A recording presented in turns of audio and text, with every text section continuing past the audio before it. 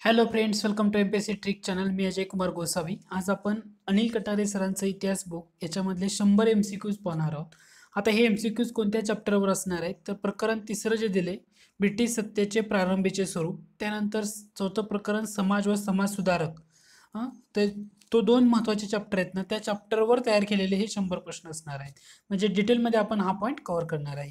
दुसरं म्हणजे तुम्ही जर माझ्या चॅनलला सबस्क्राईब केलं नसेल तर नक्की सबस्क्राईब करा आणि सबस्क्राईब केल्यानंतर समोरच्या बेल आयकॉनवर क्लिक करा, म्हणजे जेव्हा काही नवीन अपडेट माझ्याकडून येईल त्याचं नोटिफिकेशन तुम्हाला भेटत राहील. तर आज आपण वेळ न दौडता आपल्या लेसनला सुरुवात करूया. आजचा आपला पहिला प्रश्न आहे तो म्हणजे 1885 ते 1888 या काळात रखमाबाई खटल्यात सनातनी विचारसरणीस या वृत्तपत्रानं पाठिंबा दिला होता, असा प्रश्न आहे. तर तुम्हाला ते वृत्तपत्र ओळखायचं आहे. थोडंसं अवघड आणि थोडंसं त्याच्याबाबतच्या इंटरेस्टिंग गोष्टी लक्षात घेणं गरजेचं आहे. आता याचं जर उत्तर बघितलं तर ते उत्तर येतं नेटिव्ह ओपिनियन या वृत्तपत्रात. म्हणजे नेटिव्ह ओपिनियन या वृत्तपत्रामध्येच रखमाबाई खटल्यामध्ये वृत्तपत्रानं पाठिंबा दिलेला होता. आता नेटिव्ह ओपिनियन हे वृत्तपत्र कोणाचं आहे तर हे आहे विश्वनाथ नारायण मंडलिक यांचं हे वृत्तपत्र आहे. विश्वनाथ नारायण मंडलिक यांचं नेटिव्ह ओपिनियन हे त्यांनी वृत्तपत्र सुरू केलं होतं. मग आता तुम्हाला असं कळलं पाहिजे की नेटिव्ह ओपिनियन कधी सुरू केलं होतं तेही तुम्हाला लक्षात घेणं गरजेचं आहे. 4 जानेवारी 1864, 4 जानेवारी 1864 रोजी पहिल्यांदा हे वृत्तपत्र इंग्रजीमध्ये सुरू करण्यात आलं होतं आणि त्याच्यानंतर 1 जुलै 1866ला हे वृत्तपत्र इंग्रजी आणि मराठी अशा दोन्ही भाषांमध्ये सुरू केले गेलेले आहे. आता तुम्हाला जर असं विचारलं नेटिव्ह ओपिनियनच्या संदर्भामध्ये काही महत्त्वाच्या व्यक्तींची नावं सांगा, तर तुम्हाला ती नावं सुद्धा सांगता येणं गरजेचं आहे. जसं नेटिव्ह ओपिनियन हे सुरू करण्यासाठी सगळ्यात महत्त्वाचा वाटा होता तो म्हणजे विश्वनाथ नारायण मंडलिक. परंतु यांच्याशिवाय आणखी 2 महत्त्वाची व्यक्ती होत्या. त्यामध्ये एक येतात ते म्हणजे हरिभाऊ सोनवणे. हरिभाऊ सोनवणे ही एक व्यक्ती त्यामध्ये खूप महत्त्वाची आहे आणि दुसरी येते ते म्हणजे नारायण परांजपे. ह्या दोन्ही लेखकांनी किंवा दोन्ही व्यक्तींनी सुद्धा या वृत्तपत्राबाबत बरंचसं लेखन केलेलं आहे. हरिभाऊ सोनवणे आणि नारायण परांजपे ही दोन्ही नावं तेवढीच महत्त्वाची आहेत. 1861 पासून या वृत्तपत्रानं काय केलं होतं, त्याचे उच्च न्यायालयाचे निकाल आहेत ना, म्हणजे नंतर उच्च न्यायालयाचे निकाल सुद्धा या वृत्तपत्रातून त्यांनी दिलेले होते. एवढं फक्त मला सांगायचं होतं. त्यानंतर पुढचा प्रश्न आहे महादेव गोविंद रानडे यांनी महाराष्ट्रातील समाजविचार या ग्रंथात कोणत्या वृत्तपत्रांना सार्वजनिक शाळा असं म्हटलं आहे. हा सुद्धा खूप महत्त्वाचा प्रश्न आहे. आता त्याचं उत्तर आहे प्रभाकर, ज्ञानोदय, निबंधमाला आणि ज्ञानप्रकाश ही एकूण 4 वृत्तपत्र होती की या 4 वृत्तपत्रांनी शिक्षणाचं महत्त्व सांगून लोकजागृती केली होती. म्हणून महादेव गोविंद रानडे यांनी काय म्हटलं होतं की महाराष्ट्रातील समाजविचार याच्यामध्ये त्यांनी या सार्वजनिक शाळा असं त्यांना म्हटलेलं आहे. त्यामुळे हे लक्षात राहू द्या, परीक्षेसाठी ना हे खूप महत्त्वाचा पॉईंट आहे.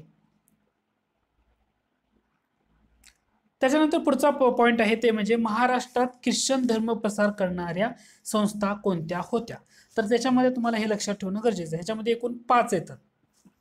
पहिली येते ते चर्च मिशनरी सोसायटी, दुसरी येते ती मुंबई बायबल सोसायटी, तिसरी येते ती स्कॉटिश मिशनरी सोसायटी, चौथी लंडन मिशनरी सोसायटी आणि 5वी येते अमेरिकन मराठा मिशन.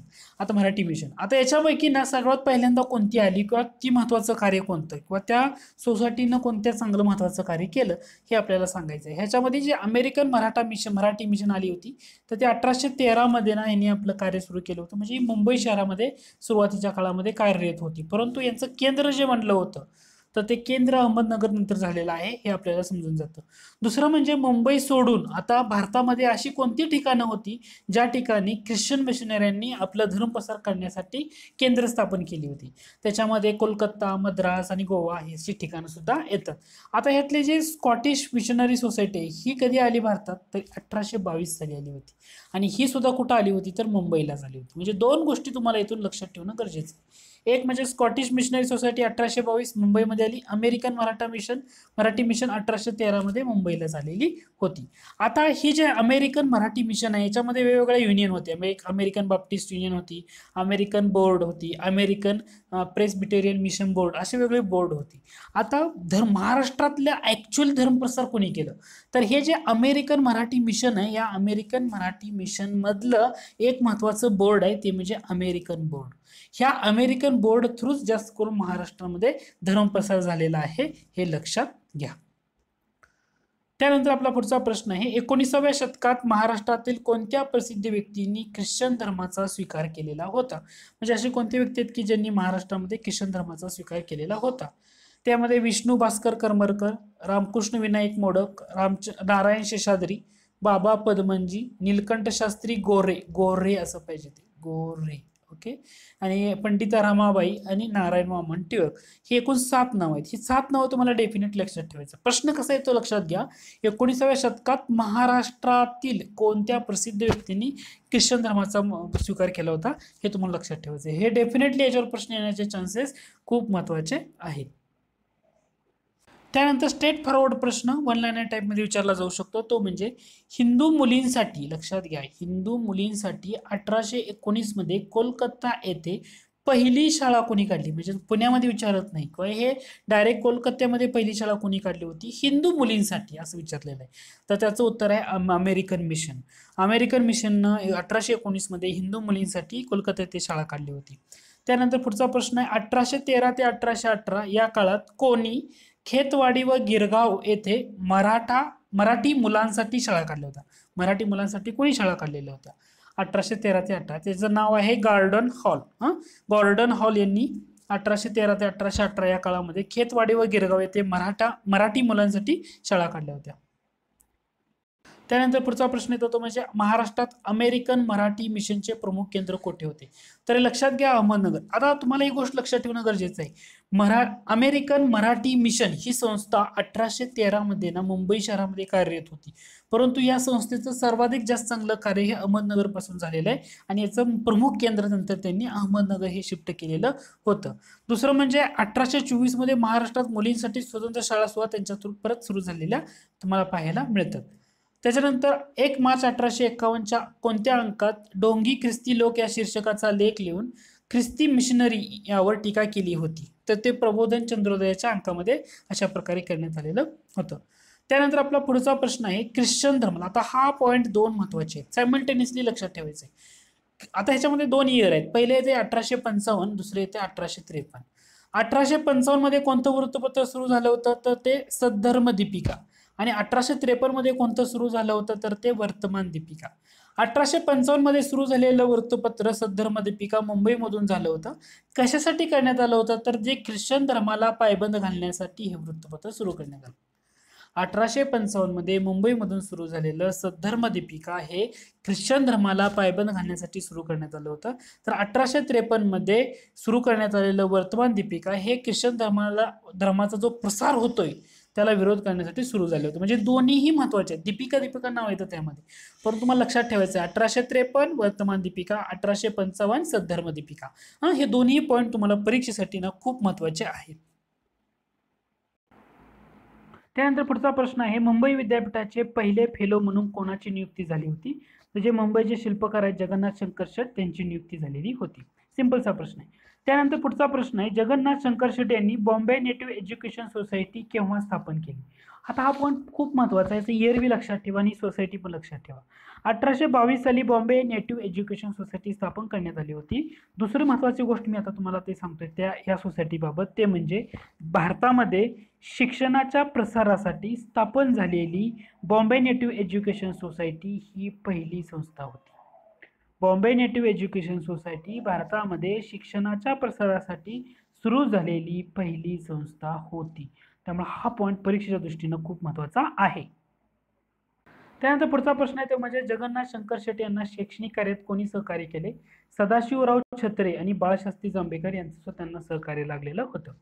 मुंबईमध्ये एल पिस्टन हायस्कूल केव्हा सुरू करण्यात आलं होतं? तर ते 1824 मध्ये एल पिस्टन हायस्कूल सुरू करण्यात आलेलं होतं. 2 गोष्टी लक्षात ठेवायच्या. 1824 मध्ये मुंबईत एल पिस्टन हायस्कूल झालं आणि या हायस्कूलचं रूपांतर 1834 मध्ये म्हणजे 10 वर्षांनी काय केलं, याचं रूपांतर एल पिस्टन महाविद्यालयामध्ये करण्यात आलं होतं. लक्षात घ्या 1824 L piston high school, 1834 L piston महाविद्यालय आणि 1845 मध्ये ग्रँट मेडिकल कॉलेज सुरू केलं होतं मुंबईमध्ये. हाही पॉईंट तुम्हाला तेवढाच इम्पॉर्टंट आहे. त्यानंतर पुढचा पॉईंट आहे तो म्हणजे स्टुडंट लिटररी अँड सायंटिफिक सोसायटीची मुंबईत स्थापना कोणी केली? प्रश्न काय? स्टुडंट लिटररी अँड सायंटिफिक सोसायटीची मुंबईत स्थापना कोणी केली? तर दादाबाई नौरोजी, डॉक्टर भाऊदाजी लाड आणि विश्वनाथ नारायण मंडलिक या तिघांनी 1845 मध्ये स्टुडंट लिटररी अँड सायंटिफिक सोसायटीची मुंबईमध्ये स्थापना केली होती. दुसरं महत्वाचं काय आहे, ही सोसायटी जेव्हा मुंबईत स्थापन व्हायला लागली होती ना, त्याला आर्थिक सहाय्य कोणी केलं होतं, तर जगन्नाथ शंकर शेट यांनी त्याला आर्थिक सहाय्य केलं होतं. आर्थिक सहाय्यासोबत इतर गोष्टी त्यांनी केल्या होत्या. त्यामध्ये मग आता काही इतर लोक पण होती, म्हणजे जमशेदजी जिजाबाई असतील किंवा शेठ फ्रामजी कासवजी किंवा दादाबाई नौरोजी यांनी सुद्धा बऱ्याच ठिकाणी शैक्षणिक कार्यामध्ये मदत केलेली आपल्याला पाहायला मिळते. परीक्षेसाठी महत्वाचं काय आहे, स्टुडंट लिटररी सायंटिफिक सोसायटी ट्रिकनं तुम्ही लक्षात कसं ठेवू शकता, संस्थापक दादा भाऊचे विश्व असं लक्षात ठेवा, मी तुम्हाला लक्षात येईल. त्यानंतर पुढचा प्रश्न आहे, शून्य लब्धी, भूगोलविद्या, ज्योतिषशास्त्र, नीतिकथा, हिंदुस्थानचा इतिहास, इंग्लंड देशाची खबर, खबर का बखर, हे सर्व ग्रंथ कोणी लिहिलेले होते तुम्हाला हे सांगायचे आहे. तर हे सगळे ग्रंथ लिहिलेले आहेत बाळशास्त्री जांभेकर यांनी. बाळशास्त्री जांभेकर. आता बाळशास्त्री जांभेकर हे इतिहास संशोधक पण सुद्धा होते, हे ध्यानात घ्या, कारण त्यांनी 1846 साली ना बाळशास्त्री जांभेकर प्राचीन शिलालेखाच्या वाचनेसाठी एका ठिकाणी गेले होते. ते ठिकाण आहे वनवेश्वर होतं. त्याचबरोबर यांनी काही महत्वाचे आणखी काही ग्रंथ सुद्धा लिहिलेले आहेत. बालव्याकरण असेल, सार संग्रह असेल किंवा ज्ञानेश्वरी असेल, पुनर्विवाह प्रकरण असेल, असे बरेचसे ग्रंथ लिहिले. तुम्हाला ना हे शून्य लब्धी महत्वाचं आहे, याच्यामध्ये नीतिकथा महत्वाचा आहे, हिंदुस्थानचा इतिहास महत्वाचा आहे, इंग्लंड देशाची खबर हे महत्वाचं आहे. हे खबरचे पार्ट आहेत, एक पार्ट दुसरा पार्ट असं. तर बाळशास्त्री जांभेकरांच्या संदर्भाचे ग्रंथ आहेत, हे लक्षात घ्या. त्याच्यानंतर एल्फिन्स्टन महाविद्यालयात पहिले सहाय्यक प्राध्यापक म्हणून सुद्धा बाळशास्त्री जांभेकरांचीच नियुक्ती झालेली होती, हे तेवढे इम्पॉर्टंट. त्यानंतर पुढचा प्रश्न आहे, खालील व्यक्ती कोणती ती ओळखायचं आहे. काही गोष्टींचं वर्णन केलेलं आहे, त्या वर्णनावरून आपल्याला ती व्यक्ती कोण आहे हे समजून घ्यायचं आहे. 1851 साली ते वाई येथे न्यायाधीश झाले. 1855 साली त्यांची नेमणूक सहाय्यक इनाम कमिशनर म्हणून झाली. 1857 मध्ये ते कमिशनर झाले.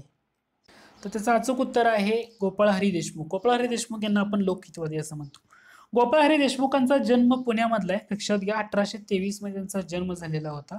दुसरं म्हणजे 1851 मध्ये ते सुरुवातीला 1851 मध्ये वाई येथे न्यायाधीश झाले होते. 1851 नंतर 1855 ला त्यांची सहाय्यक इनाम कमिशनर म्हणून नेमणूक झाली. 1857 मध्ये ते कमिशनर पण झाले. 1857 ते 61 मध्ये त्या पदावर होते. 1862 मध्ये सहाय्यक न्यायाधीश झाले आणि 1879 मध्ये सहाय्यक न्यायाधीश या पदावरूनच ते निवृत्त झालेले होते, हे लक्षात राहू द्या. त्यांच्याबद्दल बऱ्याचशा गोष्टी आहेत, ते आपण पुढे पाहणार आहोत. त्यानंतर पुढचा प्रश्न आहे, हिंदुस्थानचा इतिहास, उदयपूरचा इतिहास, उदयपूरच्या राजपुतांचा इतिहास हे त्यांचे इतिहास विषयक ग्रंथ गाजलेले होते. तर ती व्यक्ती कोण असं म्हटलेलं आहे. तर ती व्यक्ती आहे गोपाळ हरी देशमुख. गोपाळ हरी देशमुखांचे महत्वाचे ग्रंथ आहेत. आता या ग्रंथामध्ये ना बरेच अशा आणखी तुम्ही काही ग्रंथ ऍड करू शकता.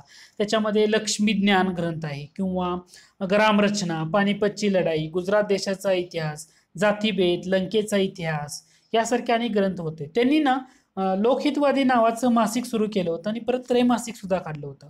लोकहित नावाचं मासिक त्यांनी ऑक्टोबर 1882 मध्ये सुरू केलेलं आहे आणि एप्रिल 1883 मध्येच त्यांनी त्रैमासिक सुरू केलं होतं लोकहितवादी या नावाने. त्यानंतर पुढचा प्रश्न आहे, थिओसॉफिकल सोसायटी, प्रार्थना समाज या संघटनेशी त्यांचे जवळचे संबंध होते. या दोन्ही संघटनांनी सुरू केलेल्या धर्म सुधारणाच्या कार्यास त्यांनी मार्गदर्शन केले.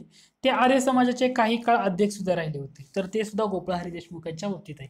गोपाळ हरी देशमुख म्हणल्यानंतर दोन समाज किंवा दोन सोसायटी लक्षात ठेवणं गरजेचं आहे. एक म्हणजे थिओसॉफिकल सोसायटी, दुसरं म्हणजे प्रार्थना समाज. आणि आर्य समाजाचे काही काळ ते अध्यक्ष सुद्धा राहिले होते आणि हे एवढं तुम्हाला लक्षात ठेवणं गरजेचं आहे. त्याच्यानंतर ब्रिटिश सत्ता भारत देशाची पिळवणूक करत आहे, ही स्थिती राजकीय व स्वातंत्र्याशिवाय बदलणार नाही. त्यासाठी राजकीय प्रबोधनाचं कार्य हाती घेतले व ते कार्य सिद्धीस नेण्यासाठी त्यांनी कोणत्या वृत्तपत्रातून अनेक निबंध लिहिले ते होते. तर गोपाळ हरी देशमुख. लक्षात काय ठेवायचंय तुम्हाला, गोपाळ हरी देशमुखाच्या संदर्भामध्ये यासाठी हा प्रश्न तयार केलाय आपण, तो म्हणजे गोपाळ हरी देशमुखाच्या संदर्भामध्ये आणखी एक महत्वाचं वृत्तपत्र येतं, ते म्हणजे ज्ञानप्रकाश. आता गोपाळ हरी देशमुखांनी काय केलं होतं, ज्ञानप्रकाश या वृत्तपत्रामधून राजकीय प्रबोधनाचं कार्य हाती घेतलं होतं. म्हणजे भारतामध्ये ब्रिटिश सत्ता जर आहे ती देशाची, भारताची काही आर्थिक पिळवणूक करते. आता हे जर आपल्याला बदलायचं असेल तर आपल्याला राजकीय प्रबोधन करणं गरजेचं आहे. या अनुषंगाने त्यांनी ज्ञानप्रकाश या वृत्तपत्रातून अनेक निबंध लिहायला सुरुवात केलेली होती. त्यामुळे तुम्हाला प्रश्न जर विचारला ज्ञानप्रकाश या वृत्तपत्राच्या संदर्भामध्ये कुठली व्यक्ती येऊ शकते, तर गोपाळ हरी देशमुख पण आहे, हे ध्यानात घ्या. त्यानंतर पुढचा प्रश्न आहे 8 नोव्हेंबर 1851 रोजी ग्रँट कॉलेज मेडिकल सोसायटी यांनी स्थापन केली. या सोसायटीचे उपाध्यक्ष झाले. नंतरच्या काळात ते याचे अध्यक्षही झाले होते. तर ती व्यक्ती कोण? तर ती व्यक्ती आहे भाऊ दाजी लाड. 8 नोव्हेंबर, आता तुम्हाला लक्षात ठेवायचं आहे, 8 नोव्हेंबर 1851 रोजी ग्रँट कॉलेज मेडिकल सोसायटी कोणी स्थापन केली? भाऊ दाजी लाड यांनी स्थापन केलेली होती. सुरुवातीला उपाध्यक्ष होते, नंतरच्या काळामध्ये ते याचे अध्यक्ष सुद्धा राहिलेले आहेत. भाऊ दाजी लाड यांचं मूळ नाव जर बघितलं, रामचंद्र विठ्ठल लाड हे त्यांचं मूळ नाव आहे, हे लक्षात घ्या. दुसरं म्हणजे त्यांचा जन्म मांजरी येथे झाला होता. यांच्याबद्दल आणखी बऱ्याचशा गोष्टी आहेत की 1845ला जेव्हा ग्रँट मेडिकल कॉलेजमध्ये त्यांनी प्रवेश घेतला होता आणि 1851 मध्ये जेव्हा त्यांनी पदवी घेऊन ते बाहेर पडले, पहिली बॅच ते मेडिकल कॉलेजमधून बाहेर पडली, तेव्हा ते एकूण 8 विद्यार्थी होते. त्या 8 विद्यार्थ्यांपैकी एक म्हणजे भाऊ दाजी लाड होते. हे तुम्हाला लक्षात ठेवणं गरजेचं आहे. धन्वंतरी म्हणून त्यांना ओळखलं जातं. कुष्ठरोगावरील औषधाचा त्यांनी शोध लावला होता.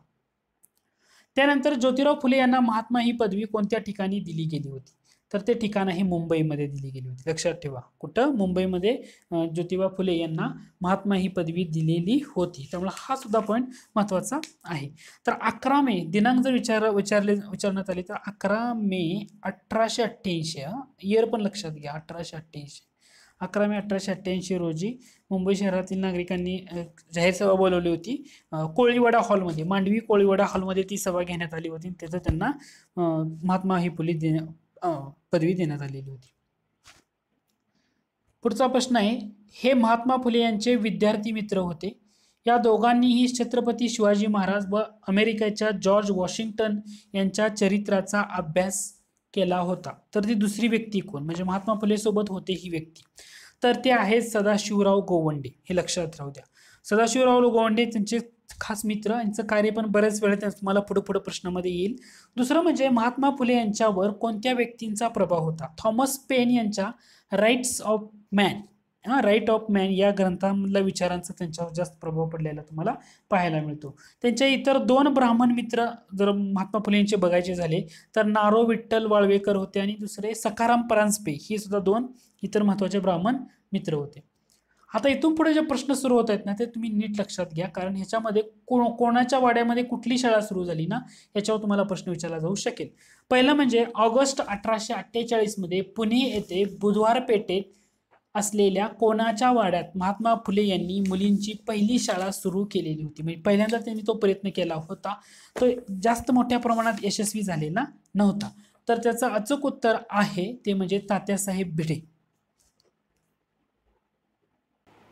ऑगस्ट 1848 मध्ये पुणे येथे बुधवार पेठेमध्ये असलेल्या तात्यासाहेब भिडे यांच्या वाड्यामध्ये मुलींची पहिली शाळा सुरू केली होती आणि त्यांना मदत बऱ्याच लोकांनी केली होती. म्हणजे त्यामध्ये सदाशिव हाटे होते, सखाराम परांजपे होते, अण्णासाहेब चिपळूणकर नाव महत्वाचं आहे, सदाशिव गोवंडे हे नाव महत्वाचं आहे, मोरो विठ्ठल वाळवेकर जे त्यांचे ब्राह्मण मित्र होते ते सुद्धा त्यांनी सुद्धा मदत केलेली आहे. पहिल्यांदा प्रयत्न केला परंतु तो ना काही अभावी तो सक्सेस झालेला नव्हता. त्यांना ती शाळा तात्पुरतं नाईलाजानं बंद करावी लागली होती. त्याच्यानंतर त्यांनी ना आणखी शाळा सुरू केली होती. पुढचा प्रश्न आहे, 3 जुलै 1851 रोजी ज्योतिरावांनी बुधवार पेठेत कोणाच्या वाड्यात मुलींची शाळा काढली? तर ते अण्णासाहेब चिपळूणकरांच्या वाड्यात नंतर शाळा काढली होती.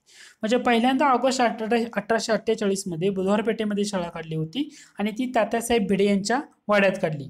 परत काढली होती 3 जुलै 1851 साली, ती बुधवार पेठेमध्ये काढलेली कोणाच्या वाड्यामध्ये काढली होती? तर अण्णासाहेब चिपळूणकरांच्या वाड्यामध्ये त्यांनी शाळा काढली होती.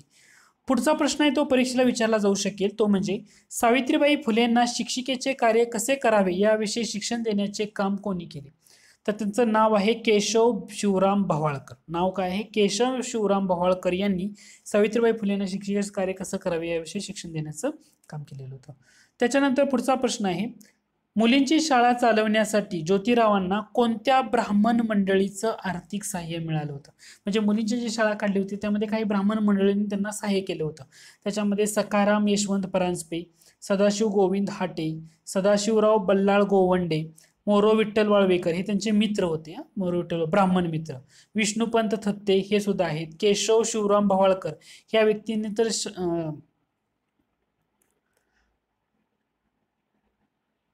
सावित्रीबाईंना शिकवलेलं होतं. आणि देवराव ठोसर हे सुद्धा एक नाव महत्वाचं आहे, हे लक्षात राहू द्या. म्हणजे मुलींची शाळा चालवण्यासाठी ज्योतिरावांना ह्या ब्राह्मण मंडळींचे मदत लागलेलं होतं. त्यानंतर पुढचा प्रश्न आहे, महात्मा फुले यांनी बाल हत्या प्रतिबंध गृहाची स्थापना केव्हा केली? ती केली होती 1863 मध्ये केली होती. 1863 मध्ये बाल हत्या प्रतिबंध गृहाची स्थापना केलेली होती. हा खूप पॉईंट आहे. त्यानंतर महात्मा फुले यांनी 1851 मध्ये पुणे शहरात, इथं अस्पृश्य पाहिजे, लिहायचं राहिले इथं, अस्पृश्यासाठी पहिली शाळा कुठे काढली? परत एकदा, महात्मा फुले यांनी 1851 मध्ये पुणे शहरात अस्पृश्यांसाठी पहिली शाळा, म्हणजे अगोदर मुलींची शाळा काढली होती, त्यांनी 1851 मध्ये परत कोणाची शाळा काढली? अस्पृश्यांसाठी शाळा काढलेली होती. आणि अस्पृश्यांसाठी काढलेली शाळा तर हे नानापेठेमध्ये काढली होती, लक्षात घ्या. 1851 साली नानापेठेमध्ये त्यांनी अस्पृश्यांसाठी पहिली शाळा काढली होती. त्यानंतर पुढचा प्रश्न आहे, इसवी सन 1852 मध्ये पुणे शहरात वेताळपेठेत कोणाच्या वाड्यात अस्पृश्यांसाठी पुन्हा शाळा त्यांनी सुरू केली होती? तर ती केली होती सदाशिवराव बल्लाळ गोवंडे यांच्या वाड्यामध्ये. परत एकदा, अस्पृश्यांसाठी वेताळपेठेत सुरू केली होती. पहिली काढली होती ती नानापेठेत काढली होती अस्पृश्यांसाठी, आणि दुसरी काढली होती ती अस्पृश्यांसाठी ती वेताळपेठेमध्ये होती. त्याच्यानंतर महात्मा फुले यांनी 1848 मध्ये कोणाच्या मदतीने पुणे येथे बुधवार पेठेत मराठा जातीच्या मुलांसाठी स्वतंत्र शाळा काढली होती? म्हणजे बरेच शाळा त्यांनी काढलेल्या, पहिल्यांदा मुलींसाठी काढली, त्यानंतर अस्पृश्यासाठी काढली, त्यानंतर त्यांनी आता मराठा जातीच्या मुलांसाठी स्वतंत्र शाळा काढली होती 1848 मध्ये पुण्यामध्ये बुधवार पेठेमध्ये. त्यांना मदत केली होती जगन्नाथ सदाशिवजी हाटे, त्यानंतर सदाशिव बल्लाळ गोवंडे यांनी त्यांना मदत केली होती. त्यानंतर पुढचा प्रश्न आहे, इसवी सन 1856 मध्ये महात्मा फुले यांना मारण्याचा प्रयत्न कोणी केला होता? तर ते काय होता, धोंडीराव नामदेव कांभार आणि सज्जन रोडे मांग या दोघांनी त्यांना मारण्याचा प्रयत्न केला होता. त्यांना 1000 रुपयाचं बक्षीस दिलं होतं, बऱ्याच लोकांनी दिलेलं होतं. 1856 मध्ये ते मध्यरात्री फुलेंच्या घरी आले, मारण्याचा प्रयत्न केला, परंतु जेव्हा महात्मा फुले यांनी त्यांना स्वतःहून मारेकऱ्यापुढे आपली मान केली, त्यामुळे मारेकऱ्यांनी आपली शस्त्र खाली टाकली आणि फुलेंची माफी मागितली होती. आणि त्यानंतर तुम्हाला महत्त्वाची गोष्ट माहिती आहे का, तर हे दोघं, धोंडीराव नामदेव कुंभार आणि संजय रोडे मांग, हे महात्मा फुले यांचे एकनिष्ठ सेवक बनले होते त्यानंतरच्या काळामध्ये.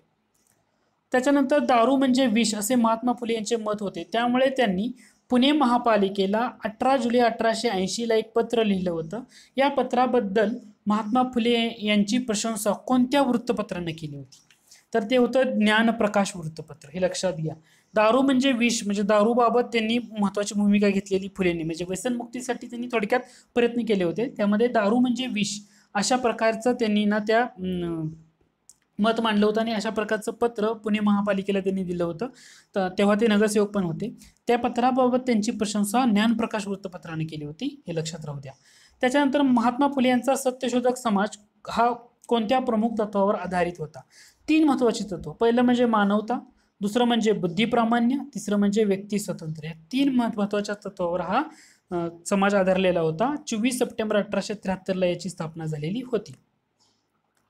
त्यानंतर पुढचा प्रश्न आहे, राष्ट्रीय काँग्रेसचं कोणतं अधिवेशन आहे? या अधिवेशनादरम्यान सत्यशोधक समाजाचे जे कार्यकर्ते होते त्यांनी तत्कालीन शेतकऱ्याच्या दुराव्यवस्थेची काँग्रेसला जाणीव व्हावी म्हणून गवताचा पेंडा भरलेला शेतकऱ्यांचा पुतळा राष्ट्रीय काँग्रेसचं जे अधिवेशन होतं त्याच्या मंडपाच्या प्रवेशद्वारावर उभा केला होता.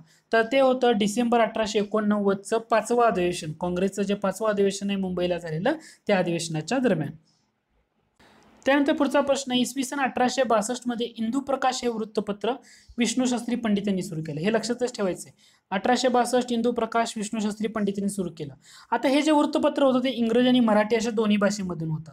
आता या वृत्तपत्राचं जो इंग्रजी आवृत्ती होती, या इंग्रजी आवृत्तीमधून महादेव गोविंद रानडे होते यांनी लेख लिहिले होते, आणि आपली जी सामाजिक आणि लोकसेवा कार्य आहे तर त्याच्या त्यांनी कार्याचा आरंभ केला होता. हा पॉईंट सुद्धा खूप महत्त्वाचा आहे. इंदुप्रकाश या वृत्तपत्रामधून महादेव गोविंद रानडे यांनी समाज सुधारणेवर लेख लिहिले आणि आपल्या सामाजिक कार्याचा त्यांनी प्रारंभ केलेला होता. पुढचा प्रश्न आहे, महादेव गोविंद रानडे यांनी विधवा विवाह उद्योजक मंडळ केव्हा स्थापन केले? हे स्थापन केलं होतं 1865 साली. कधी केलं होतं त्यांनी? 1865 साली. पुढचा प्रश्न आहे, प्रथम ओरिएंटल ट्रान्सलेटर म्हणून त्यांनी 2 वर्ष काम केलं. इसवी सन 1868 मध्ये ते एल्फिन्स्टन महाविद्यालयात इतिहास व इंग्रजी विषयाचे प्राध्यापक झाले. इसवी सन 1885 मध्ये त्यांची मुंबई उच्च न्यायालयाचे न्यायमूर्ती म्हणून निवड झाली. तर ती व्यक्ती ओळखायची आहे. उत्तर आहे महादेव गोविंद रानडे. आता महादेव गोविंद रानडे यांच्याबद्दलच्या इतर काही गोष्टींमध्ये तुम्हाला या गोष्टी लक्षात ठेवणं तेवढंच महत्त्वाचं आहे. सुरुवातीला त्यांनी ओरिएंटल ट्रान्सलेटर म्हणून काम केलं होतं. 1868 मध्ये सगळ्यात महत्त्वाचं मुंबई एलपिस्टन महाविद्यालयात ते गेले शिकवायला प्राध्यापक म्हणून.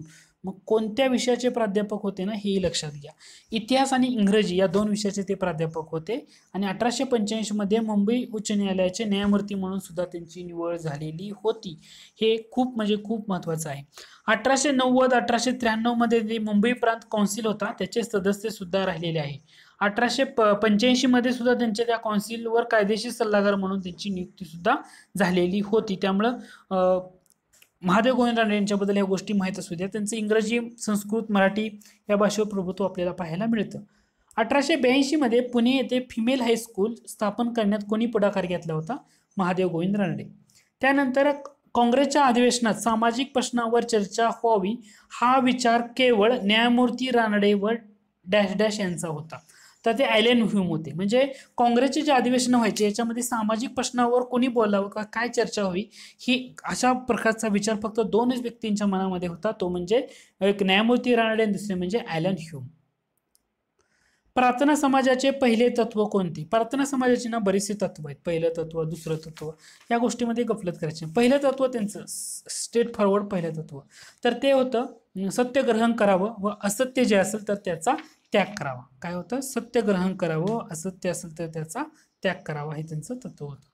प्रार्थना समाजाची स्थापना 31 डिसेंबर 1867 ला झालेली होती.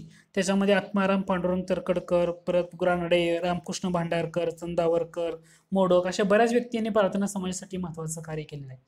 आता प्रार्थना समाजाबद्दल काही महत्त्वाच्या गोष्टी म्हणजे तुम्हाला हे लक्षात ठेवणं गरजेचं आहे.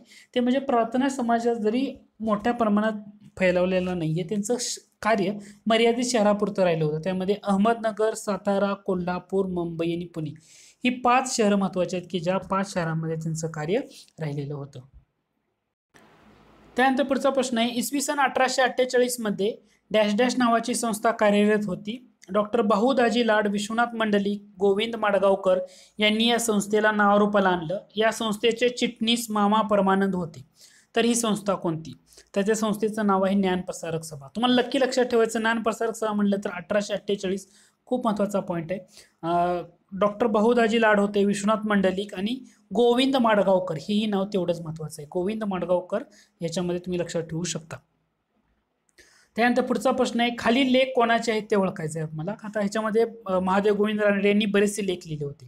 त्याच्यामध्ये administrative reforms in the Bombay presidency, central Asian question, देवस्थानची व्यवस्था, इल्बर्ट बिल, देशी संस्थांचा कारभार असे बरेचसे लेख हे 17 वर्षाच्या कारकिर्दीमध्ये रानडे यांनी लिहिलेले तुम्हाला पाहायला मिळतील. पुढचा प्रश्न पण खूप महत्त्वाचा आहे. न्यायमूर्ती रानडे यांनी मराठी ग्रंथोत्तेजक मंडळी ही संस्था स्थापन करण्यात पुढाकार घेतला. या संस्थेचा उद्देश कोणता होता? तर याचा उद्देश होता इतिहास, शास्त्रे, देशाची सुधारणा, उपयुक्त कथा याच्यावरची पुस्तकं प्रसिद्ध करणं आणि हा त्या संस्थेचा उद्देश होता. मग आता परीक्षेला प्रश्न असा विचारला जाऊ शकेल, न्यायमूर्ती रानडे यांच्या मराठी ग्रंथोत्तेजक मंडळी या संस्थेच्या मार्फत पुस्तके प्रकाशन करण्यामध्ये कोणत्या त्या समितीमध्ये कोणते सदस्य होते? तर ती समिती 3 जणांची नेमलेली होती रानडे यांनी. त्यातलं पहिलं महत्त्वाचं नाव होतं ते म्हणजे रावजी शास्त्री गोडबोले, दुसरं नाव आहे कृष्णशास्त्री चिपळूणकर आणि तिसरं आहे कृष्णशास्त्री तळेकर. हा पॉईंट परीक्षेला विचारला जाऊ शकेल. मराठी ग्रंथोत्तेजक मंडळी ही संस्था न्यायमूर्ती रानडे यांनी स्थापन केली होती आणि या संस्थेच्या मार्फत पुस्तकं प्रसिद्ध केली जात होती. तर त्याच्यासाठी एक कमिटी नेमली होती सदस्यांची, 3 सदस्यांची पुस्तकं पसंत करण्यासाठी. तर त्याच्यामध्ये रावजी शास्त्री गोडबोले, कृष्णशास्त्री चिपळूणकर आणि कृष्णशास्त्री तळेकर होते. न्यायमूर्ती रानडे यांनी देशाच्या औद्योगिक विकासाला चालना देण्यासाठी इसवी सन 1890 मध्ये औद्योगिक परिषद नेमलेली होती. 1890. कोणत्या प्रकरणात आगरकर व लोकमान्य टिळक यांना 101 दिवसाची कारावासाची शिक्षा झाली होती? ते कोल्हापुराचं परवे प्रकरण होतं. आता तुम्हाला आगरकरांच्या बाबतीत बऱ्याचशा गोष्टी पाहणं गरजेचं आहे. पहिलं म्हणजे गोपाळ गणेश आगरकरांनी सुधारक वृत्तपत्र कधी काढलं? तर ते काढलं होतं 1888 साली. आणि ते कधी बंद पडलं म्हणजे कधीपर्यंत त्यांनी ते चालवलं? तर 1895 पर्यंत गोपाळ गणेश आगरकर यांनी ते वृत्तपत्र चालवलं होतं. त्याच्यानंतर पुढचा प्रश्न आहे, मुला इतकीच मुलींच्या शिक्षणाची सक्ती हा लेख कोणी लिहिला होता? तो लिहिला होता गोपाळ गणेश आगरकर यांनी सुधारक या वृत्तपत्रामध्ये. त्याच्यानंतर शहाण्यांचा मूर्खपणा हा लेख कोणी लिहिला होता, ज्यामध्ये त्यांनी सक्तीचं जे वैधव्य आहे याच्यावर टीका केलेली पाहायला मिळते. हे लिहिला होता गोपाळ गणेश आगरकर यांनीच. त्याच्यानंतर आगरकरांनी समज नाही हेच हा लेख लिहिला होता, ज्याच्यामध्ये जरट विवाह या पद्धतीवर टीका केलेली होती. जरट विवाह म्हणजे काय हे तुम्हाला कळणं गरजेचं आहे. तर जरट विवाह म्हणजे काय, तर 50 वर्षाचा पुरुष आणि 10 ते 11-12 वर्षाची मुलगी यांच्यामध्ये जो विवाह झाला त्याला जरट विवाह असं म्हटलं जातं. त्यानंतर पुढचा प्रश्न आहे, आगरकरांनी अलंकारासंदर्भात 2 महत्वाचे लेख लिहिले, ते कोणते होते? एक होता अलंकार मीमांसा, दुसरा होता दागिन्यांचा सोस. दोन्ही महत्वाचे लेख आहेत ना. लेखावर बी अलीकडच्या काळामध्ये ना प्रश्न विचारला जातो. जर तुम्ही कंबाईन पूर्व 2019 पाहिले असेल तर अलीकडे अशा टाईपमध्ये सुद्धा प्रश्न विचारला जात आहे. काही महत्वाचे लेख आहेत ते आपण कव्हर करतोय. आगरकरांनी सुधारक या वृत्तपत्रातून 5 जणांचा हंगाम हा लेख प्रसिद्ध केला होता.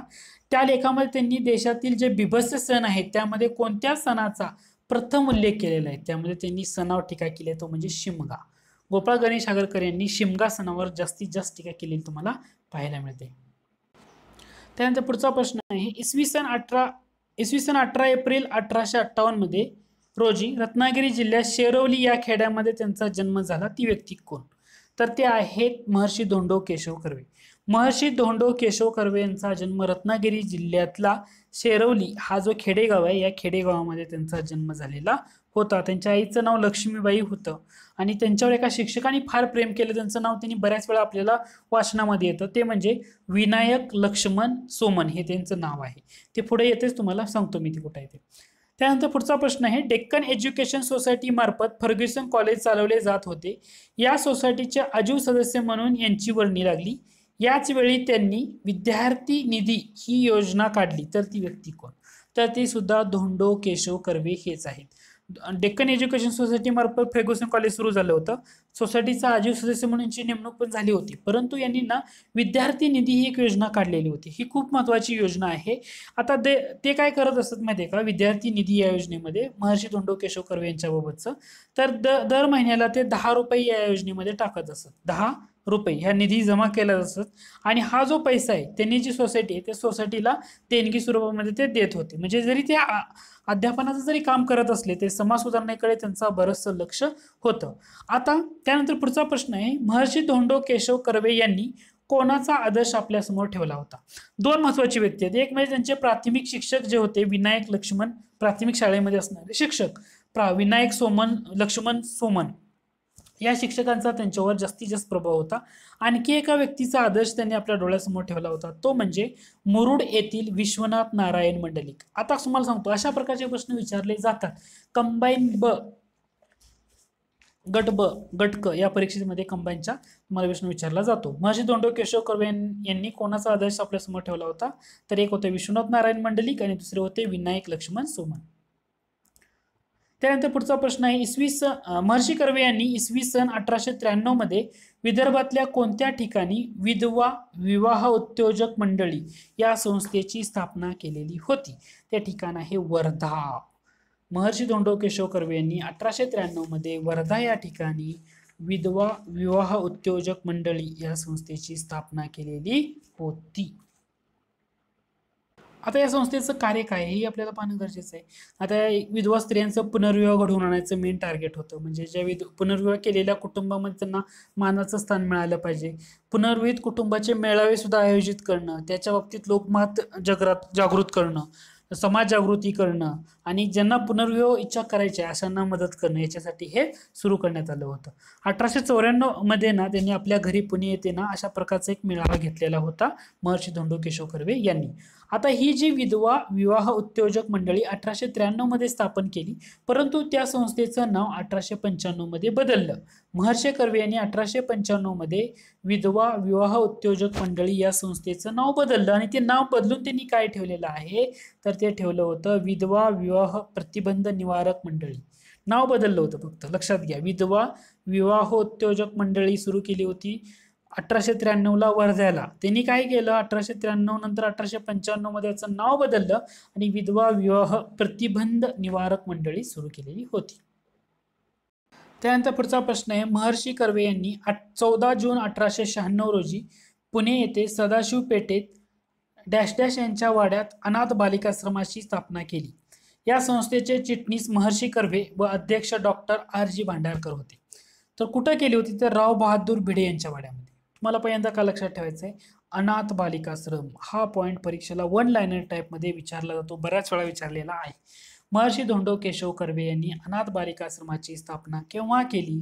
14 जून 1896 रोजी पुणे येथे सदाशिव पेठेमध्ये राव बहादूर भिडे यांच्या वाड्यामध्ये त्यांनी अनाथ बालिकाश्रम याची स्थापना केलेली पाहायला मिळते. त्यामुळे हा पॉईंट खूप महत्त्वाचा आहे. अनाथ बालिकाश्रम 14 जून 1896 पुणे, हे लक्षात ठेवा, राव बहादूर भिडे यांच्या वाड्यामध्ये. आणि कर्वेनं त्या संस्थेचे पहिल्यांदाच चिटणीस झाले होते आणि अध्यक्ष होते डॉक्टर R.G. भांडारकर. आणि नंतर कसं झालं, प्लेगची साथ आली, त्यामुळे ही संस्था कुठे गेली? हिंगणे या ठिकाणी गेली. कुठे गेली? हिंगणे. परंतु याची खरी सुरुवात म्हणजे 1899 मध्ये पुणे येथे श्री गोरे यांच्या वाड्यामध्ये अनाथ बालिकाश्रम याची खरी सुरुवात झाली असं म्हटलं जातं, कारण त्यावेळी तिथे एक विधवा शिक्षण घेत होती. सुरुवातीला या आश्रमामध्ये म्हणजे अनाथ, परीक्षेला प्रश्न कसा विचारला जाऊ शकेल, महर्षी कर्वे यांनी सुरू केलेल्या अनाथ बालिकाश्रमामध्ये पहिल्यांदा एकच विधवा शिक्षण घेत होती. त्या विधवेचं नाव आहे कमलाबाई गरुड. फक्त एवढं महत्वाचं आहे, ह्याच्यासाठी हा प्रश्न तयार केला. कमलाबाई गरुड ही पहिली विधवा होती जी शिक्षण घेत होती. महर्षी कर्वे यांनी पुणे येथे फर्ग्युसन कॉलेजमध्ये कशाचे प्राचार्य होते? ते महर्षी कर्वे गणिताचे प्राध्यापक होते, हे लक्षात होत्या. प्राध्यापक कोणत्या विषयाचे होते? गणिताचे. महर्षी कर्वे यांनी 4 नोव्हेंबर 1908 रोजी कशाची स्थापना केली? निष्काम कर्ममठ. मग आता हे निष्काम कर्ममठचा उद्देश काय होतं, त्याचं ब्रीद वाक्य काय होतं, हे आपल्याला पाहणं गरजेचं आहे. निष्काम कर्ममठ म्हणजे स्त्रियांची सेवा करणं, स्त्री समाजाच्या उपयोगी पडणाऱ्या संस्था चालवणं आणि कार्यकर्त्यांची भक्कम फळी तयार करणं, या 3 उद्देश ठेवून निष्काम कर्ममठाची स्थापना केली होती. निष्काम कर्ममठ म्हटल्यानंतर स्त्रियांची सेवा करणं, स्त्री शिक्षणाच्या उपयोगी पडणाऱ्या संस्था चालवणं आणि कार्यकर्त्यांची फळी तयार करणं. निष्काम कर्ममठ या संस्थेचे ब्रीद वाक्य कोणते? निष्काम बुद्धीनं, लोकसेवेसाठी निष्काम बुद्धीनं तन मन धन अर्पण करणारा संघ निर्माण करणं आणि त्याचा विस्तार करणं.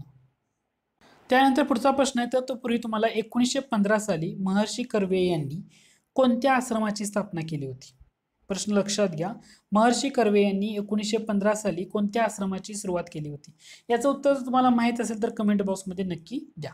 महर्षी कर्वे यांनी, पुढचा प्रश्न आहे, महर्षी कर्वे यांनी पुणे येथे 3 जून 1916 रोजी महिला विद्यापीठ सुरू केले. या विद्यापीठाचे उद्देश काय होते? तर स्त्रियांना शिक्षण द्यायचं होतं, स्वावलंबी बनवायचं होतं.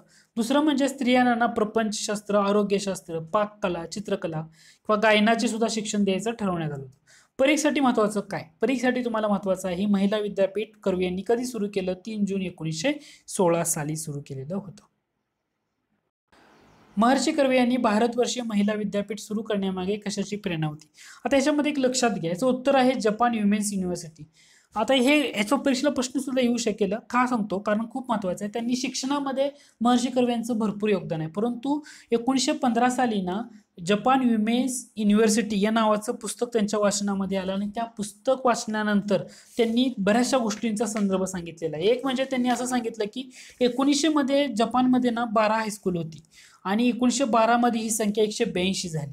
तर त्याचं रिझन होतं ते म्हणजे शिक्षण दिल्यानंतर तो देश कसा पुढे जातो याच्यासाठी त्यांनी जपान वुमेन युनिव्हर्सिटी या पुस्तकाचे त्यांच्यावर प्रभाव पडलेला होता आणि त्यांनी परत शिक्षणामध्ये बरंचसं कार्य केलेलं पाहायला मिळतं. महाराष्ट्राच्या ग्रामीण भागात शिक्षणाचा प्रसार करण्यासाठी महर्षी कर्वे यांनी 1935 मध्ये डॅश डॅश सुरू केली. काय सुरू केलं होतं? महाराष्ट्र ग्राम प्राथमिक शिक्षण मंडळ सुरू केलं होतं. म्हणजे कशासाठी केलं होतं? तर अनेक खेडेगावामध्ये याच्या थ्रू त्यांनी शाळा सुरू केल्या होत्या. म्हणजे ज्या समजा एखादं गाव आहे त्या गावामध्ये बोर्डाच्या शाळाच नाही, तर अशा ठिकाणी प्राथमिक शाळा चालवायच्या आहेत, तर ते चालवण्यासाठी मदत करणं ह्या मंडळाचा मेन उद्देश होता. परीक्षेसाठी महत्वाचं काय? इयर महत्वाचं आहे. 1935 साली महर्षी कर्वे यांनी काय सुरू केलं? महाराष्ट्र ग्राम प्राथमिक शिक्षण मंडळ. आता तुम्हाला गट ब ची तयारी करत असाल, गट ब गट क ची, तर तुम्हाला 3-4 गोष्टी लक्षात ठेवायचा. डॉक्टर बाबासाहेब आंबेडकरांबाबत काही विचारलं तर तुम्हाला सांगता यायला हवं. महर्षी धोंडो केशव कर्वे यांच्याबद्दल काही विचारलं तरी सांगता यायला हवं आणि पंडिता रमाबाई यांच्याबद्दल काही विचारू द्या तुम्हाला सांगता यायला हवं. 3 गोष्टी ॲटलिस्ट तोंडपाठ असणं गरजेचं आहे. त्याच्यानंतर 1944 मध्ये समता संघ कोणी स्थापन केला? तो कोणी केला होता? तर महर्षी धोंडो केशव कर्वे यांनी. परीक्षेला प्रश्न कसा विचारला जातो? महर्षी धोंडो केशव कर्वे यांनी समता संघ केव्हा स्थापन केला? इयर सांगा. 1944 मध्ये केला होता. किंवा समता संघ कोणी स्थापन केला तर महर्षी धोंडो केशव कर्वे यांनी. आता याच्यामध्ये त्यांनी समता संघाच्या तत्वाचा प्रसार करण्यासाठी ना मानवी समता नावाचं एक 8 पानाचं वृत्तपत्र सुरू केलं होतं. काय होतं? मानवी समता. आणि हा जो समता संघ स्थापन केला होता त्याचा उद्देश होता जे पृथ्वीवरील मनुष्य आहे ह्या मनुष्यामध्ये असलेलं आर्थिक मतभेद असतील किंवा सामाजिक मतभेद असतील हे सर्व कमी करून सर्वांमध्ये समतेची भावना जागृत करणं गरजेचं आहे. त्यानंतर पुढचा पॉइंट आहे, प्रश्न आहे, कोणत्या संस्थेचं नाव बदलून महर्षी कर्वे यांनी हिंगणे स्त्री शिक्षण संस्था असं नवीन नाव ठेवलं होतं? तर ते आहे अनाथ बालिकाश्रम मंडळ या संस्थेचं त्यांनी नाव बदललेलं होतं. पुढचा प्रश्न आहे, महर्षी कर्वे यांनी अध्यापिका विद्यालय केव्हा सुरू केलं? 1917 साली केलं. सिंपल प्रश्न आहे, स्ट्रेट फॉरवर्ड. पुढचा प्रश्न आहे, महर्षी कर्वे यांना कोणत्या विद्यापीठाकडून डी.लिट ही पदवी मिळाली होती? डी.लिट ही पदवी, डी.लिट. तर हे 3 विद्यापीठ आहेत. पहिलं आहे पुणे विद्यापीठ, बनारस विद्यापीठ आणि एस.एन.डी.टी महिला विद्यापीठ. ट्रिक कसं लक्षात ठेवायचं? बसपा लक्षात ठेवायचं. ब म्हणजे बनारस, स म्हणजे एस.एन.डी.टी, पा म्हणजे पुणे. ह्या 3 विद्यापीठाकडून त्यांना डी.लिट पदवी मिळालेली होती. पद्मभूषण पण मिळालाय सरकारचा 1955 साली, भारतरत्न 1958 साली मिळाला होता. मुंबई विद्यापीठातून LLD ही पदवी मिळाली होती त्यांना 1957 साली. 1957 साली LLD. त्याच्यानंतर पुढचा प्रश्न आहे, अनंत शास्त्री डोंगरे यांनी पुणे येथे डॅश डॅश यांच्या जवळ शास्त्राचं अध्ययन केलं म्हणून त्यांना शास्त्री ही पदवी मिळाली. आता लक्षात घ्या, अनंत शास्त्री डोंगरे म्हणजे कोण? पंडित रमाबाई यांचे वडील. अनंत शास्त्री डोंगरे यांनी रामचंद्र शास्त्री साठे यांच्या जवळना शास्त्राचं अध्ययन केलं होतं म्हणून त्यांना शास्त्री ही पदवी मिळालेली होती. लक्षात होत्या. म्हणजे शास्त्री पदवी त्यांना मिळायचं रिझन एकच होतं, शास्त्राचं अध्ययन त्यांनी केलं होतं रामचंद्र शास्त्री साठे यांच्या जवळ. पंडित रमाबाई यांचा जन्म 23 एप्रिल 1858 रोजी कोठे झाला होता? तर ते ठिकाण आहे गंगामूळ. हे ठिकाण खूप लक्षात ठेवा. आता तुंगभद्रा नदीच्या उगमास्थानी उगम आहे तिथं गंगामूळ नावाचं अरण्य होतं. त्या ठिकाणी त्यांचे वडील त्यांना घेऊन गेले होते, तिथं ते राहू लागले होते आश्रम बांधून. तर हे लक्षात ठेवा की गंगामूळ या ठिकाणी पंडित रमाबाई यांचा जन्म झालेला आहे. आर्य महिला समाजाची स्थापना कधी झाली? दिनांक खूप महत्वाची, 1 मे 1882. आर्य महिला समाज स्थापन करण्यासाठी पंडित रमाबाई यांना कोणाची मदत झाली? रमाबाई रानडे, काशीबाई कानेटकर आणि तिसरा आहे रखमाबाई राऊत यांची आई. असं दिले कटारी पुस्तकामध्ये. स्ट्रेट फॉरवर्ड प्रश्न आहे, स्ट्रेट फॉरवर्ड ओळ आहे. तर रमाबाई रानडे, काशीबाई कानेटकर आणि रखमाबाई राऊत यांची आई यांची मदत झाली होती आर्य महिला समाज स्थापन करण्यामध्ये. आर्य महिला समाज म्हटल्यानंतर 1 मे 1882. तुम्ही झोपेतून जरी तुम्हाला उठवलं तरी हे तुम्हाला माहीत असणं गरजेचं आहे. आर्य महिला समाजाच्या शाखा महाराष्ट्रात कोठे स्थापन करण्यात आल्या होत्या? सोलापूर, बार्शी, पंढरपूर, अहमदनगर आणि ठाणे. जून 1882 मध्ये पंडित रमाबाई यांनी कोणते पुस्तक लिहिले होते? स्त्री धर्मनीती. कोणतं लिहिलं होतं? स्त्री धर्मनीती. म्हणजे ज्या असहाय्य स्त्रिया आहेत तर त्यांना ज्ञान देऊन त्यांची उन्नती करावी आणि त्यांना चांगलं शिकवण देऊन आचरणात आणावं आणि त्यांना चांगलं आचरण देऊन चांगली व्यक्ती बनवावं, अशा प्रकारे त्या पुस्तकामध्ये त्यांनी सांगितलेलं होतं. त्यानंतर पुढचा प्रश्न आहे, लॉर्ड रिपन यांच्या काळात सर विल्यम हंटर यांच्या अध्यक्षतेखाली डॅश डॅश रोजी एक शिक्षण आयोग नेमला होता ज्यामध्ये 20 सदस्यापैकी 8 भारतीय होते. ते म्हणजे हंटर यांच्या अध्यक्षतेखाली कधी नेमला होता? 3 फेब्रुवारी 1882. त्याच्यानंतर पुढचा एक प्रश्न आहे तो खूप महत्वाचा आहे, ते म्हणजे डॅश डॅश यांच्या आत्महत्येमुळे धक्का बसलेल्या रमाबाईंनी 30 सप्टेंबर 1883 रोजी ख्रिश्चन धर्माचा स्वीकार केला. आता त्याचं उत्तर आहे आनंदीबाई भगत. आता ह्या आनंदीबाई भगत कोण? तर आनंदीबाई भगत ह्या मराठी जातीच्या शिक्षिका होत्या. रमाबाई, त्यांची मुलगी मनोरमा आणि आनंदीबाई भगत ह्या तिघी सुद्धा इंग्लंडला गेल्या होत्या, बोटीवरनं गेल्या होत्या, मुंबई बोटीवरनं. तिथलं वर्णन केलेलं आहे की त्यांची मनस्थिती त्यावेळी या बोटीवर चढल्यानंतर दुखावली होती वगैरे वगैरे. असे बरेच प्रश्नाचे पॉईंट आहेत, हे लक्षात ठेवा. आणि त्याच्यानंतर त्यांनी 30 सप्टेंबर 1883 रोजी ख्रिश्चन धर्माचा स्वीकार केला कारण आनंदीबाई भगत यांनी आत्महत्या केलेली होती. माझी साक्ष हे आत्मवृत्तपर पुस्तक 1907 मध्ये कोणी लिहिले? पंडित रमाबाई. इंग्लंडमध्ये कोणी रमाबाईंना आत्मिक स्वरूपाची शिकवण दिली त्यामुळे त्यांच्यावर ख्रिस्ती छत्राचा परिणाम झाला. म्हणजे कोणाच्या शिक्षणामुळे किंवा कोणाच्या शिकवणीमुळे ऍक्च्युली त्या ख्रिश्चन धर्माकडे जास्त आकर्षल्या गेल्या, असं त्या प्रश्नाचा सार होतो. याचं उत्तर आहे सिस्टर जेराल्डीन आणि दुसरे आहे प्राध्यापिका प्रोफेसर बिल. या दोघी होत्या ना, या दोन महिलांनी जी आत्मिक रूपाची शिकवण दिली त्याच्यामुळे त्यांच्यावर ख्रिस्ती धर्माचा जास्त प्रभाव राहिलेला आहे. सिस्टर जेराल्डीन आणि प्राध्यापक बिल. डिसेंबर 1887 मध्ये कोणत्या शहरात पंडिता रमाबाई यांनी रमाबाई असोसिएशन स्थापन केले होते? तर अमेरिकेतलं बोस्टन शहर होतं. आणि ही जी रमाबाई असोसिएशन संस्था, या संस्थेमार्फत पैसा गोळा करून पंडिता रमाबाई यांनी भारतामध्ये एक स्त्रियांची आश्रमशाळा काढली होती. त्या आश्रमशाळेचं नाव आहे शारदा सदन. आणि 11 मार्च 1889 रोजी मुंबईमध्ये ह्या शारदा सदनची स्थापना केली, 11 मार्च 1889ला, आणि विधवांसाठी सुरू करण्यात आलेली होती. आता जेव्हा शारदा सदन स्थापन करायचा जो समारंभ झाला, त्या समारंभाचे अध्यक्षपद कोणाला देण्यात आलं होतं? तर देण्यात आलं होतं ते काशीबाई कानेटकर यांना. आणि ही जी आता दुसरी महत्वाची गोष्ट म्हणजे शारदा सदन विधवांसाठी शाळा काढली होती, परंतु ह्या शाळेमध्ये एक बाई इंग्रजी भाषा शिकवत होती, त्यांचं नाव आहे मिस डेमन. काय नाव आहे? Miss Damon. पंडिता रमाबाई यांनी कृपा सदनची सुरुवात केव्हा केली? 1899 मध्ये कृपा सदनची सुरुवात केली होती. कृपा सदन म्हणजे मुक्ती मिशनचा एक भाग होता. कृपा सदन मध्ये काय केलं जात होतं? ज्या लैंगिक अत्याचाराला बळी पडलेल्या महिला किंवा मुली असतील, किंवा ज्यांची पतिता म्हणून समाजाने झिडकारलेले आहे, सोडून दिलेलं आहे, तर अशा स्त्रियांची पुनर्वसन करण्याची व्यवस्था या ठिकाणी केली जात असेल, ते म्हणजे कृपा सदन. कधी सुरू केलं? 1899 मध्ये. इसवी सन 1914 मध्ये पंडित रमाबाई व त्यांची मुलगी मनोरमा यांनी गुलबर्गा या ठिकाणी कोणती आश्रमशाळा सुरू केली? ती शांती सदन नावाची आश्रमशाळा सुरू केली. शांती सदन. रमाबाईंच्या स्त्री शिक्षणाच्या कार्याचा गौरव करण्यासाठी ब्रिटिश सरकारने त्यांना कैसरी हिंद पदवी केव्हा दिली? 19 डिसेंबर 1919. लक्षात ठेवा. पंडित रमाबाई यांनी अनाथ मुलांसाठी सदानंद सदन स्थापन केलं होतं. अनाथ मुलांसाठी सदानंद सदन होतं. स्वतंत्र विभाग होता मुक्ती मिशन मध्ये. आणि याच्यामध्ये ना जे गुजरात, राजस्थान, मध्य प्रदेश, महाराष्ट्र याच्यामध्ये दुष्काळग्रस्त भागातून जे अनाथ मुलं आहेत ना, त्यांची सोय या ठिकाणी त्यांनी केलेली होती. रमाबाईंनी मुक्ती सदन मिशन मध्ये अंध मुलींसाठी, स्त्रियांसाठी टिंबटिंब हा एक स्वतंत्र विभाग स्थापन केला होता. तो होता बारतमी सदन. बारतमी सदन मध्ये लक्षात ठेवा, हे म्हणजे अंध मुलांसाठी भारतातली ही पहिली शाळा होती असं म्हटलं जातं. कारण यांच्यामध्ये त्यांना अंधांना स्वेटर विणणे, वेदाच्या खुर्च्या बनवणे किंवा नारळाच्या दोऱ्या वळवण्याचं कार्य सुद्धा देण्यात आलेलं होतं. उच्चवर्णीय हिंदू स्त्री हा ग्रंथ पंडिता रमाबाई यांनी कोणत्या वर्षी लिहिला होता? जून 1887 मध्ये. स्त्री धर्मनीती पहिला महत्वाचा ग्रंथ होता, तो त्यांनी 1882 मध्ये लिहिला होता. परंतु उच्चवर्णीय हिंदू स्त्री हा ग्रंथ त्यांनी जून 1887 मध्ये लिहिला होता. कोणत्या परिषदेमध्ये रमाबाईंनी विधवा केशविपांसंबंधीच्या ठरावाला अनुमोदन दिलं होतं? तर ते मुंबईमधली जी सामाजिक परिषद झाली होती 1889 साली, त्या ठिकाणी. मुक्ती प्रेयर बिल हे त्रमासिक कोणी सुरू केलं? पंडित रमाबाईंनी सुरू केलेलं आहे. त्यानंतर शेवटचे 2 प्रश्न महत्वाचे, ते म्हणजे 1882 मध्ये पुण्यामध्ये फिमेल हायस्कूल स्थापन करण्यामध्ये पुढाकार घेतला होता महादेव गोविंद रानडे यांनी. आणि सार्वजनिक सभेत झालेल्या वादानंतर लोकमान्य टिळकांनी त्यांची हकालपट्टी केली, म्हणजे रानडे यांची हकालपट्टी केली होती. त्यानंतर रानडे यांनी एक सभा काढली, त्या सभेला म्हटलं जातं डेक्कन सभा. काय म्हटलं जातं? डेक्कन सभा.